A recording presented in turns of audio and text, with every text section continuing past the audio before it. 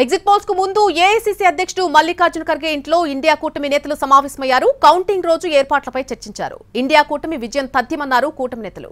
295కు పైగా సీట్లు గెలుస్తామని ధీమా వ్యక్తం చేశారు. ఇస్ బార్ 400 పార్ అన్న బీజేపీ నినాదం మొదటి దశ ఎన్నికల్లోనే ఫెయిల్ అయిపోయిందని అన్నారు. ఎగ్జిట్ పోల్స్ రూపంలో దేశ ప్రజలను అయోమయానికి గురిచేయాలని చూస్తున్నారని ఆరోపించారు. వారి దగ్గర సర్కార్ సర్వే ఉంటే తమ దగ్గర జనతా సర్వే ఉందన్నారు కూటమి నేతలు. ప్రజల సర్వే ప్రకారం ఇండియా కూటమిదే గెలుపని అంటున్నారు.